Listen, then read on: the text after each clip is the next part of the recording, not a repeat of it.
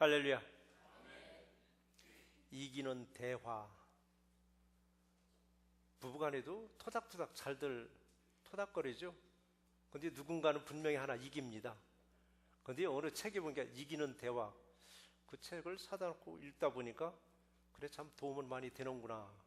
근데 그 책 속에서 이런 말이 나오더라고요. 입이 여럿이면은 금도 녹여버린다고 하더라고요. 우리나라 말도 있잖아요. 여자 몇이면은 뭐를 깬다고요? 근데 이분은 이 성차별 때문에 여자란 말은 표현 안 썼더라고요. 입이 여럿이면 금도 녹여버린다라고.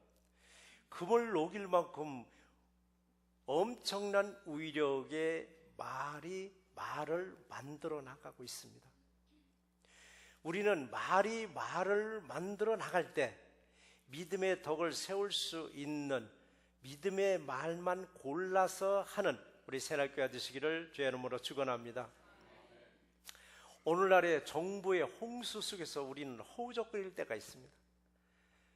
여러분이 가지고 있는 스마트폰, 어떤 정보를 주면 그 자리에서 다 검색을 하시더라고요.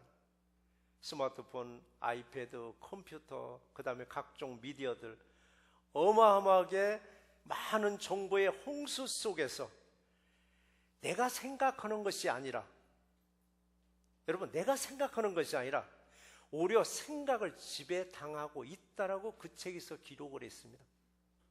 맞는 말이더라고요. 우리는 지금 생각해볼 겨를이 없습니다. 어느 문제가 있으면 골똘하게 생각하고 연구하고 해야 되는데 그냥 컴퓨터에 검색해가지고 그 자리에서 답을 뽑아내니까 이건 내 생각이 아니라 남의 생각에 지금 지배당하고 있습니다. 그러나 저와 여러분들은 정보의 지배를 당하기보다는 먼저 복음의 지배를 당해서 하나님께 영광을 돌리시는 저와 이름 되시기를 주의 이름으로 축원합니다. 이런 말씀들을 하시지. 옛날 어른들이 그런 말씀 하시더라고요. 너무 착하면 손해보며 산다라고. 너무 착하면은, 그렇다면 악하게 살면 손해보지 않는다는 논리가 되겠더라고요. 앞날을 예측할 수 없는 불확실한 시대에 우리는 살고 있습니다. 그러다 보니까 남들보다 항상 앞서 가야 되고 남들보다 더 많이 모아야 직성이 풀리는 듯하네요. 이 올림픽 계획 때문에 어느 분은 밤잠 설쳐가면서 보더라고요. 1등은 얼마나 환호를 받느냐고. 1등 한 사람은 금메달을 딴 사람의 얼굴에는 정말 얼굴 면적이 좁은 것 같더라고. 입이 위로 올라가는데 펄펄 뛰고 막 절하고 난리를 피는데 떨어진 사람은 천천히 걸어가는 그 모습. 우리는 무엇만 기억하느냐고. 1등만 기억하고 있더라고요. 2등이나 3등 한 사람들은 아쉬워가지고 조금만 더 잘했으면 금메달 따는 거는데, 조금만 더 잘했으면 은메달 따는 건데, 은메달, 동메달에 만족하는 것이나 아쉬움을 안고 퇴장하는 모습을 볼 수가 있습니다. 오늘날이 어떻습니까? 내 것을 얻기 위해서는 도덕도 때로는 예수님도 버리는 시대에 살고 있습니다. 오직 성공을 위해서, 오직 출세만을 위해서 내 양심도 윤리도 버리는 시대입니다. 이런 시대에 우리들은 어떤 기준을 붙잡고 살아가야 될 것인가? 누구를 롤 모델로 내가 본을 받고 살아야 될 것인가? 오직 예수님만을 붙잡고 예수님만을 롤 모델로 삼으시고 살아가는 우리 새날교회 되시기를 주의 이름으로 축원합니다. 그렇다면 예수님이 그 하셨던 말씀들, 그럼 예수님의 살면서 그 보여줬던 그 삶의 모습은 어땠는지, 예수님은 놀랍게도 철저하게 진리가 아닌 것에서는 양보하며 손해보는 삶의 모습을 보여주셨습니다. 진리가 아닌 것은, 그때는 어린 분이 그래요. 예수님의 입에서 나오는 것은 다 진리다라고, 어디 비진리가 어디 있느냐라고 하지만은 그 속에서도 우리 삶 속에서 정말 말씀이 아닌 이 삶 속에서 정말 진리가 아닌 것들은 예수님은 양보해 주시고 손해 보시는 말씀을 하셨습니다. 이 말씀에 어느 분은 성경에 어디 그런 말씀이 있느냐, 어디 손해보고 양보하는 말씀이 어디 있느냐라고 컴플레인 한 분도 계시더라고요. 우리는 마태복음 5장을 한번 보시기 바랍니다. 마태복음 5장에서 보시면 그 구절이 나옵니다. 나에게 대적하는 자에게 대적하지 말라고 했더라고요. 나에게 악을 행하는 사람에게 대적하지 말고 어떻게 하라고 했는가 했더니 오른뺨을 한 대 찰싹 때리면 왼뺨도 들이밀으라고 했더라고요. 네 속옷이 탐내니까 하면은 속옷뿐이 아니라 겉옷까지도 벗어주라고 했더라고요. 너하고 한 오리 좀 가자 하면은 5마일이 낫겠죠. 5마일 가자 하면은 아예 10마일까지 동행해 주라고 말씀하셨습니다. 만약에 오늘날에 이런 삶을 저와 여러분들이 살고 있다면 저와 여러분의 볼때기는 성할 날이 하루도 없을 거예요. 어디가 스트레스 받으면 와서 내 볼때기 한 대 때리면은 또 한쪽도 또 내야 될 거 아니야. 이쪽도 또 때리라고. 당신 겉옷 참 이쁘려면 벗어주는 게 아니라 속옷도 벗어주라고. 그럼 우리는 벌거벗고 다녀야 되는 그런 시대입니다. 그러면서도 예수님은 말씀하시기를 공중의 새를 보라고 했더라고요. 심지도 아니하고 거두지도 아니했는데 새들이 굽는 거 봤느냐, 새들이 옷 벗고 다니는 거 봤느냐. 우리들에게도 항상 예수님이 입혀주시는 은혜의 옷이 있습니다. 은혜의 옷을 우리는 입으려 하지 아니하고 세상적인 브랜드 있는 옷만을 우리가 추구할 때가 있더라고요. 세상에서 어느 옷을 입든 우리가 제일 먼저 원하는 옷은 뭐냐? 예수님이 입혀주시는 은혜의 옷을 여러분 입고 믿음의 덕을 날마다 세워나가는 새날교회 되시기를 주의 이름으로 축원합니다. 자, 이제 이번 주부터 오늘부터입니다. 7번에 나눠서 믿음의 7단계를 좀 준비하고 있습니다. 믿음을 보니까요 7단계가 나오더라고요. 오늘 본문에서 보니까 그래요. 믿음의 7단계를 보시면은 오늘 본문 읽어보셨잖아요. 첫 번째가 뭐였습니까? 믿음이더라고요. 마지막이 뭔가? 사랑이더라고요. 이게 믿음의 단계 올라가서 마지막이 뭐냐? 사랑으로 완성되는 것이 우리 믿음이에요. 우리 믿음. 그래서 우리가 믿음의 단계를 통해서 정말 사랑을 더하시는 우리 새날교회 되시기를 축원합니다. 자, 오늘 믿음의 단계 중에서 가장 첫 번째 단계가 뭐냐? 믿음의 덕을 세우라. 믿음의 덕을 세우라. 덕을 세우지 못하면은요, 여러분 믿음도 여러분의 인격도 그냥 와사사 쏟아지고 말아요. 믿음의 덕을 세우는 첫 번째 조건이 뭐냐? 기초를 튼튼하게 세워야 됩니다. 기초가 없이는 여러분 믿음의 덕을 세울 수가 없습니다. 기초. 여러분 믿음이 뭐예요? 믿음이 뭐냐고요? 내가 바라는 것이 이루어질 것을 믿는 것이 믿음이에요. 내가 원하는 것들이 이루어질 것을 믿는 거예요. 그게 믿음이더라고요. 많은 사람들이 예수님께 질문을 했습니다. 요한복음 6장 28절에서 무슨 질문을 했느냐, 사람들이 우리가 어떻게 하여야 하나님 일을 하오리까라고. 여러분도 한번 생각해 보세요. 우리가 어떻게 하여야 하나님의 일을 하오리까? 이 질문은 그때 당시 많은 사람들의 질문뿐 아니라 오늘날 저와 여러분들의 질문이기도 합니다. 어떻게 하여야 하나님의 일을 하오리까? 모두가 그래요. 다들 나도 하나님 일 마음껏 하고 싶다라고. 근데 도저히 시간을 맞출 수가 없다고. 또 어느 분은 나는 시간은 많은데 이제는 건강 때문에 하나님 일을 할 수 없다라고. 그럼 그걸로서 우리가 끝나야 되는가? 그럼 예수님은 그 상황에서 뭐라고 답변을 해주셨는가? 하나님을 어떻게 하오리까? 라고 해서 우리 생각대로 얘기를 해주는 것이 아니라 예수님의 답변을 우리 한번 참고해 보시자고요. 예수님의 답변을 뭐라고 하셨느냐 하면 아주 간단하게 말씀하시기를 요한복음 6장 29절 말씀에 하나님께서 보내신 일을 믿는 것이 하나님의 일이니라 라고 하셨습니다. 믿는 것이 누구를 믿는 것이? 하나님이 보내시니. 하나님이 보내시니는 누구야? 예수님을 믿는 것이 하나님의 일이라고 말씀하셨습니다. 하나님의 일을 하려면 제일 먼저 해야 할 게 뭐냐? 예수를 믿어야 됩니다. 여러분, 예수 잘 믿지 않고서도 하나님 일을 한다라고요. 외적으로 얼마나 많은 일을 하는지 보실 거예요. 그런데 그분들은 결국 가다가 실족하더라고요. 믿음의 기초를 세워놓지 아니하고 하나님 일을 하겠다고 봉사하고 뭘 하고 하는데 결국은 주저앉아 버리더라고요. 제일 먼저 뭐냐? 하나님의 일을 하는 가운데 하나님이 보내시는 예수를 믿는 믿음이 내 안에 기초가 튼튼히 세워졌을 때 어떤 큰 일을 맡겨도 그 일을 감당할 수가 있습니다. 하나님을 믿는, 그 하나님의 보내신 일을 믿는, 바로 예수를 믿는 믿음이 없이는 여러분 어떤 일을 할지라도 그냥 얼마 안 가서 실족하고 주저앉게 되어 있습니다. 네, 믿음도 그래요. 그냥 믿사옵나이다? 사람들은 그러잖아요. 믿사옵나이다. 우리 기도 끝에 아니면 말 끝에 그냥 믿사옵나이다. 뭘 믿느냐고요? 뭘 믿느냐고요? 그냥 예수 믿는다고?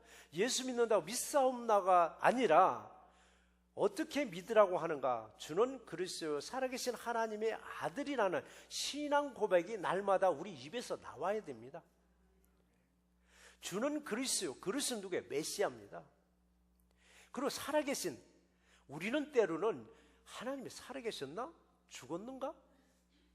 죽은 하나님의 아들을 믿는 것이 아니라 살아계신 하나님의 아들을 믿는 우리 신앙 고백이 저와 여러분에서 날마다 여러분에 있어야 됩니다. 어쨌든 예수님을 믿는 믿음은 우리 모든 삶의 기초가 됩니다. 집을 지으려면 제일 먼저 터를 닦아야 됩니다.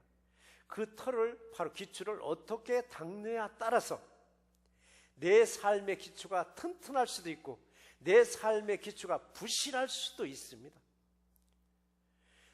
내 삶의 기초를 부실하게 닦아놓은 데에다는 1층짜리 단층짜리 건물밖에 지을 수가 없습니다.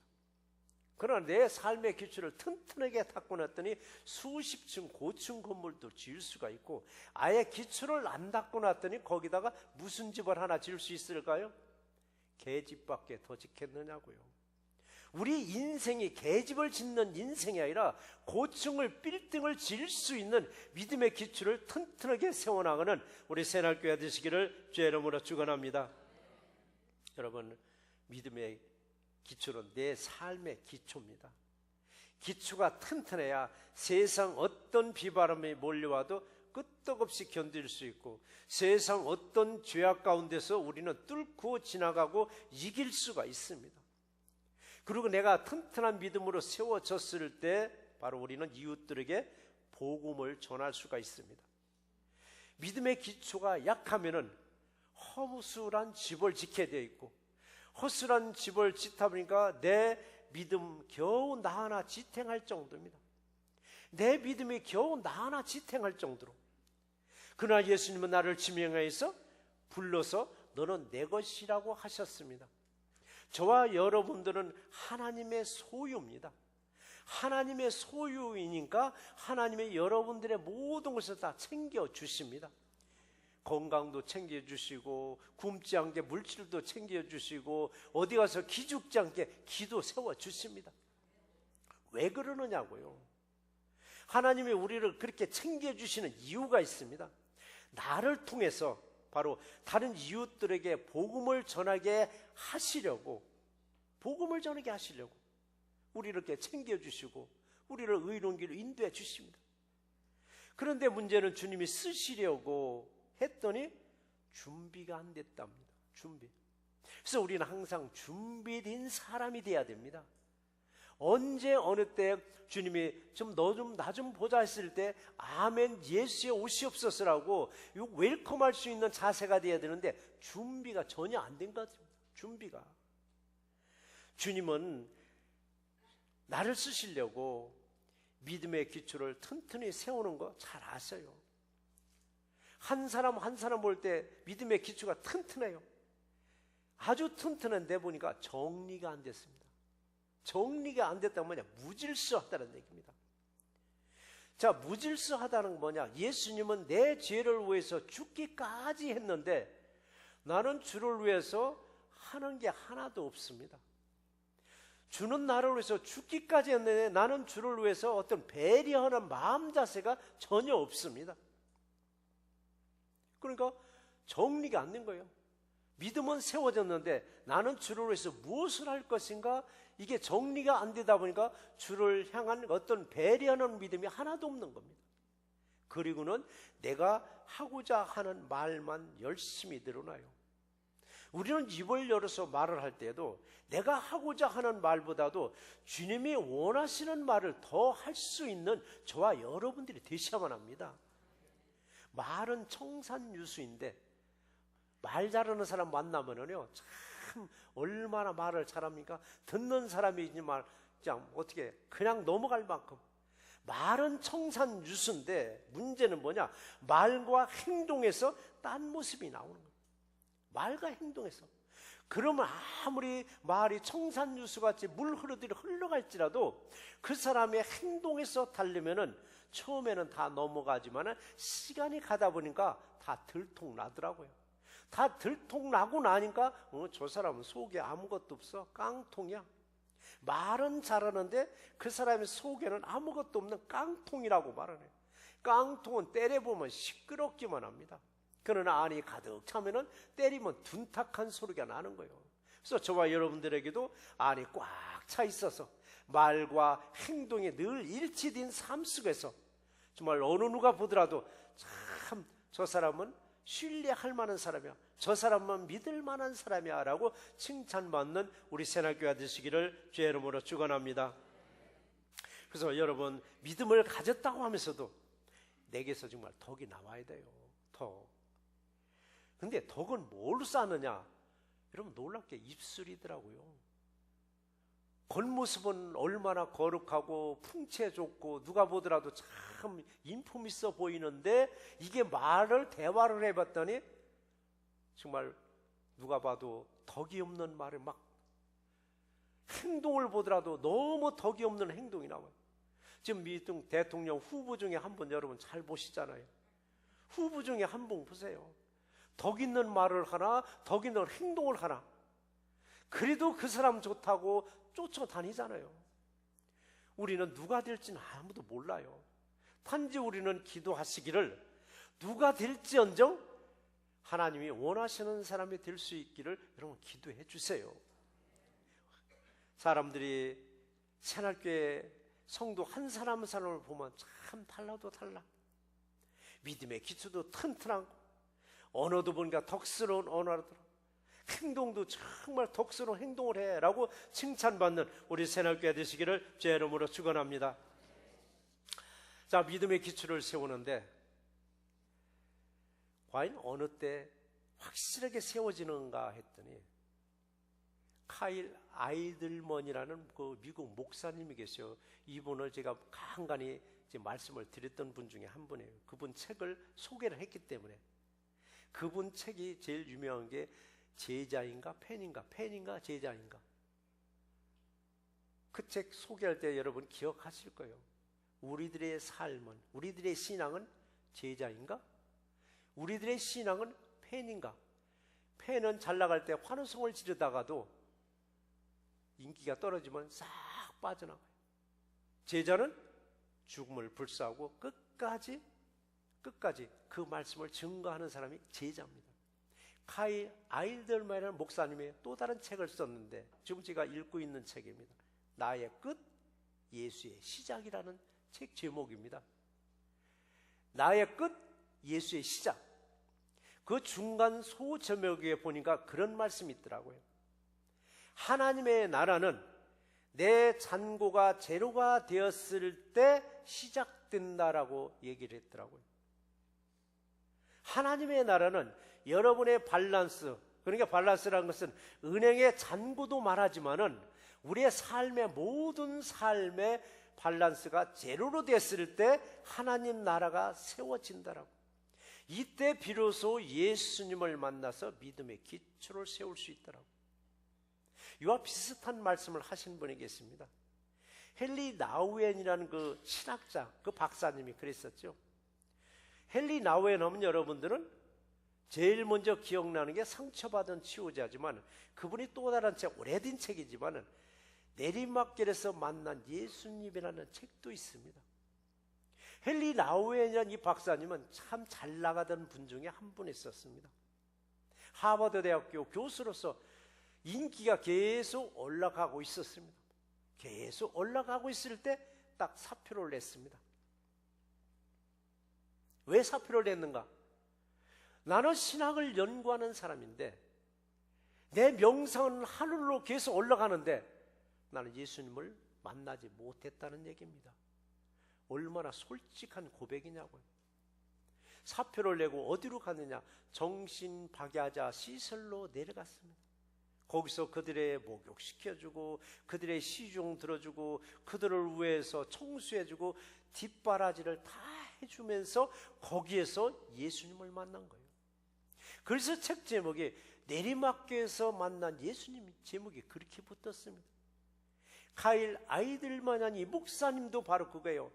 하나님의 나라는 내 잔고가 재료가 되었을 때 세워진다라고. 여러분, 인생의 끝자락이 인생의 끝이 아닙니다. 어느 사람은 나는 끝났어, 이제는 내 인생은 끝났어 라고 하는데 그 인생이 끝난 끝자락에서 예수님을 만나면 다시 예수님 우리를 높여주십니다. 우리는 여러분 높을 때 예수님을 만나면 더 좋지만은 혹이라도 내가 내리막길 하향길 인생길일지라도 감사하세요. 여기에서 예수님을 만나게 하려고 나를 내리막길로 내리게 하셨구나라고 감사하실 때 예수님을 만나서 믿음의 기초를 튼튼하게 세워나가는 저와 여러분 되시기를 주의 이름으로 축원합니다. 그래서 믿음의 기초를 이렇게 세웠으면 두 번째는 뭐냐? 믿음의 덕을 세우라고 했습니다. 믿음의 덕을 세우라고. 믿음의 덕을 세우려면 절대적으로 필요한 게 뭐냐? 양보하는 마음과 또 하나는 뭐냐? 배려하는 마음이 필요로 합니다. 그래요. 사람들이 믿음의 덕을 보여주려고 조금은 손해보는 듯한 삶이 우리에게는 필요로 합니다. 그런데도 불구하고 내 권리 이상으로 누리려고 조금도 양보가 없다 보니까 기독교를 세상에서는 자꾸 돌멩이로 던지고 있습니다. 한국에서는 참 듣기 거북한 말을 하잖아요. 기독교를 기독교라고 하지 않냐고? 그냥 여러분들이 들은 대로 얘기해 보세요. 뭐라고 그래? 개독교라고 한대요. 얼마나 수치스러운 얘기냐고. 크리스찬들이 그 소리를 듣고 자존심도 좀 상해야 되는데 나는 아니라고 생각하는가 봐요. 근데 나도 포함된 거예요. 나도 개독교 속에 포함됐는데 자존심도 없는 거예요. 그 소리 들으면서도 그냥 뻔뻔하게 우리 신앙생활 해요. 예수님 보기 얼마나 창피하냐고요. 얼마나. 돌을 얼마나 우리가 맞고 있느냐고요. 우리가 복음을 전하다가 돌멩이 맞으면 여러분 영광입니다. 우리는 예수님이 어떻게 공생애 동안 말씀하셨고 어떻게 행동하셨는지 한번 생각해 보세요. 질서를 이건 지키라, 이건 지키지 말아라 하지 않아도, 구구절절 가르쳐주지 않아도 예수님의 그 복음 속에는 도덕도 윤리도 다 포함되어 있습니다. 사람들은 그럽니다. 복음하면 구원만 생각합니다. 복음하면 구원만 생각하는데 그 복음 안에는 우리의 삶의 원칙이 다 들어가 있습니다. 그래서 우리가 복음 하면은 우리 도덕도 윤리도 자연스럽게 지킬 줄 알아야 됩니다. 저는 그래요. 식당에 가서 음식을 주문했는데 이게 잘못 나왔어요. 그걸 가지고 탈하진 않아요. 그냥 감사하게 먹어요. 탈 잡지 않아요. 자, 우리 이민자들의 몇 개 업소는 반드시 들리는 업소가 있습니다. 그 업소들을 보면 거의 보면 한국 분들이 운영하는 업소들이에요. 여러분 식당 가시잖아요. 미장원 이발소 가시죠? 그루소리 가시잖아요. 여러분 놀랍게 그런 곳에 가서 믿음의 덕을 세워야 되시는데, 이 업종에서 일하는 분들과 얘기하다 보면 기가 찰 얘기가 너무 많이 나오는 거예요. 마치 왕이 돼서 그 업소에 찾아온 것처럼 행세를 한다는 얘기입니다. 내가 마치 왕이 된 것처럼 식당에 와서 왕처럼 군림하려 하고, 미장원에 와서 그러고, 글소리 와서 그러고. 그럼 그분들의 업종에서 일하는 분들이 뭐라고 하는 줄 알아요? 사람 데리러보고 나와서 미국 식당에서는 한마디 말도 못하면서, 미국 미장원에 가서 한마디 말도 못하면서, 미국 글소리 가서는 한마디 말도 못하면서 애꿎은 우리 한국 사람 운영원에 들어와서 저렇게 못되게 군다라고. 그게 누구냐고요? 저와 여러분들이 될 수도 있습니다. 저와 여러분들이. 믿는 사람들이 더 무섭다는 소리 저만 들은 게 아니라 여러분도 들어보셨을 거예요. 왜 우리는 그 소리를 들어야 되는가? 왜 믿음의 덕을 못 세우는가? 왜 믿는 사람들이 참 더 좋아 소리를 못 듣고 믿는 사람들이 더 무섭다라고? 여러분, 믿는 사람이 더 무섭다는 소리를 면해야만이 우리 기독교인들의 권위가 올라갑니다. 업소마다 혀찬 소리를 듣는 거예요. 더 무섭다라고. 그러나 우리 새날교회만큼은 달라도 다르다는 소리를 들으면서 신앙생활 하시기를 주의 이름으로 축원합니다. 어느 분의 믿음을 보면은 얼마나 믿음이 좋은지 닫혀있는 하늘문도 열 것 같습니다. 열려있는 지옥문도 가서 닫을 것 같은 그런 믿음을 가졌습니다. 그런데 말과 행동에서 덕스럽지가 못한 거예요. 상대방에 대한 배려하는 자세를 찾아볼 수 없어요. 내가 상대방에게 배려한다는 건 뭐냐? 내가 좀 양보를 해야 됩니다. 제가 여러분들에게 대할 때는 참 배려를 잘하는 것 같죠? 양보 잘하는 것 같죠? 근데 집사람한테 늘 듣는 소리가 있습니다. 가끔 팩팩거린다라고. 저도 그래요. 성도님들한테는 다 양보하고 배려하는 것 같은데 가장 가까운 사람한테는 저도 모르게 팩팩거릴 때가 있어요. 그때가 언제냐면 자꾸 토시 다를 때. 토시 다른 건 저는 그게 습관이 안 토시 다는 사람 앞에서는. 근데 성도님들이 토시 다는 건 저는 다 받아줘요.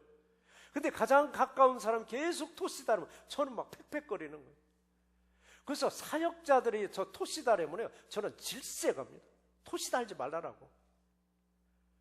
근데 이게 어디서 일어나냐? 가장 가까운 사람들 관계에서도 양보하지 못하고 배려하지 못하는 게 거기서 나오는 거예요. 그 저도 오늘 아침에도 집사람한테 또 팩팩거렸어요. 차 타고 오면서.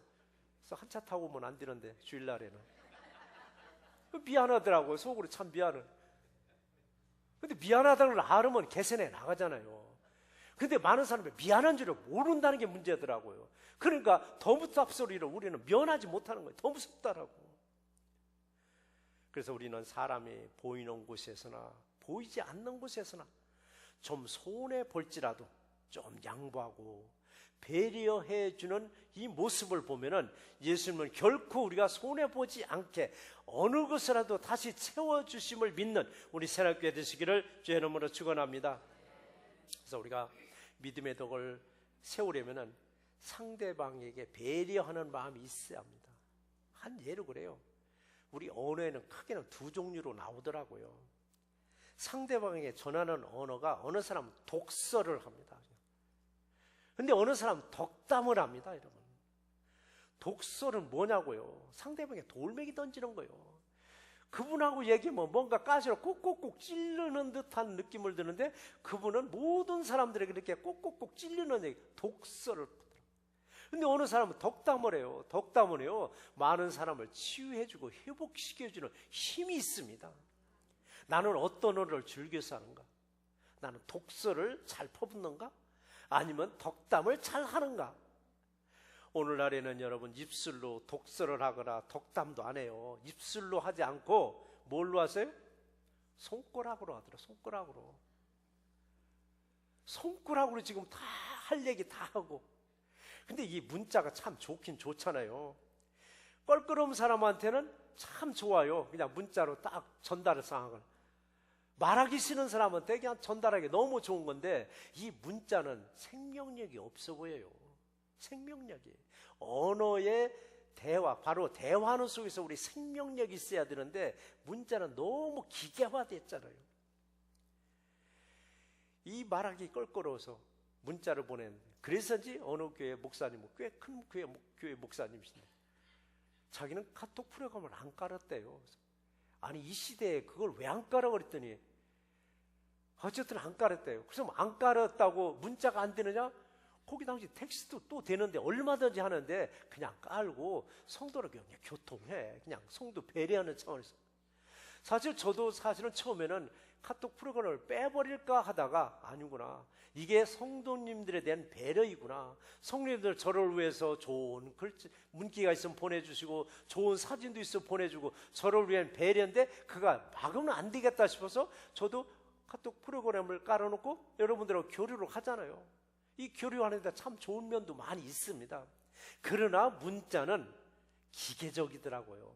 정감이 없긴 없어요. 그래서 저도 할 수가 있으면 어떤 상황이든 전화로 통화하려고 그래요. 만나지 못할 경우는. 그래서 여러분들도 저한테 문자로 보내지 마시고, 어느 분 그래요. 목사님 바쁜데 귀찮을까봐 그냥 문자로 보내요. 근데 문자보다는 그냥 전화로 하셔도 그게 더 정감 있고 더 좋더라고요. 이게 사람이 살아가는데 하나의 덕망을 쌓는 방법 중에 하나인 줄 여러분 믿으시기 바랍니다. 믿음을 세우는 데 있어서 여러분 배려를 베풀 때 인간미를 느끼더라고요. 배려라는 단어를 사진에서 한번 찾아봤어요. 배려라는 단어. 이게 젊은 세대들 무슨 뜻인지 모를 것 같아요. 배려라는 사진을 보니까 남을 도와주거나 보살펴 주려는 마음씀이 바로 배려라고 나오더라고요. 우리는 누군가의 배려 없이는 우리 이 땅에 태어날 수도 없습니다.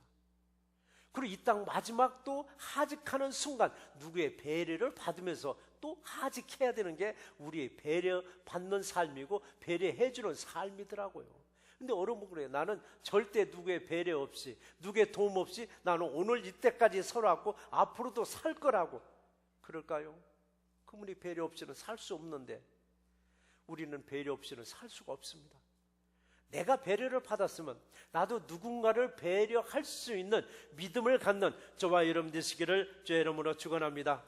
그럼에도 불구하고 오늘날의 배려라는 단어는 어디로 출장을 보냈는지 세상에서든 교회에서든 찾아보기 힘든 용어가 돼버린 거예요. 예수님 공생의 기간 중에 이웃들에게 배려하는 마음을 잘 보여줬다고 제가 서두에서 말씀드렸죠. 마태복음 5장에서 손해보는 삶, 양보하는 삶이 배려하는 거더라고요. 이웃을 배려하는 것은 내가 손해볼 줄 알면서도 우리는 복음을 위해서 여러분 배려해 주시고 양보해 주시고 손해보는 삶이 되시기 바랍니다. 결코 손해보지 않게 하나님은 다시 채워주는 놀라운 역사가 임할 줄 믿습니다. 때로는 펜이 하나 손해보지 않으려고 펜이 하나 손해보지 않으려든가 배려라는 말은 나오지가 않아요. 우리 믿음의 덕을 세우는 게 아니고 이건 허물어버리는 거더라고요. 배려란 여러분 도덕이기도 하며 예수님의 가르침대로 사는 것 중에 하나입니다. 예수님의 가르침이 뭐예요? 복음이었습니다. 복음은 뭐냐고요? 십자가요? 부활입니다. 고난요? 영광이기도 합니다. 우리 배려를 할 때마다 내가 조금 손해보는 듯 하지만 나중에 하나님 우리를 더 영광스럽게 만들어주는 놀라운 역사가 임할 줄 믿습니다. 그래서 복음대로 살 때 믿음의 덕을 세우는 거예요. 내가 조금은 손해볼 줄 알아도 하나님은 더 풍성하게 채워주는 놀라운 역사가 저와 여러분에서 일어나기를 주의 이름으로 축원합니다. 오늘 말씀을 정리해 보겠습니다. 믿음의 덕을 세운다는 것은 누구에게 세우는가 했더니 사람에게 세우는 거더라고요. 이웃들에게 세우는 거더라고요. 이웃들에게 덕을 베풀며 사는 것이 여러분 배려하는 마음이에요. 배려하는 마음은 내 기득권을 좀 내려놔야만 됩니다. 우리 이제 수요일날이 이 신명기 이야기가 이제 끝나면 제가 그냥 여호수아 이야기로 다시 들어간다고 제가 지난주에 말씀드렸는데, 우리 여호수아를 한번 보시자고요. 여호수아가 왜 위대했는가를, 모세가 끝내고, 모세 시대가 끝나고 여호수아가 새로운 민족의 지도자로 해서 요단강을 건너서 여리고를 정복하고 가나안 땅 다 정복하고 각 지파들에게 땅을 분배할 때 가장 큰 기득권을 가진 사람이 누구냐? 여호수아 있었습니다. 그럼 자신이 제일 먼저 땅을 분배받아야 되는데, 다 분배한 다음에 마지막에 여호수아는 자기 지파 땅을 분배받은 사람입니다. 자기 기득권을 내려놓을 때 여러분 한 발 양보할 수 있고, 그리고 배려할 수 있는 마음이 나오는 거예요. 기득권 때문에 못 내려놓는 거예요. 배려는 나를 내려놓고 상대방의 입장으로 가보는 겁니다. 그래서 믿음에서 덕을 세우려면 먼저 내 믿음이 여러분 튼튼하게 기초가 세워져야 돼요. 덕을 베풀려면 튼튼하게 세워졌어야만이 쓰러지지 않고 넘어지지 않는 거예요.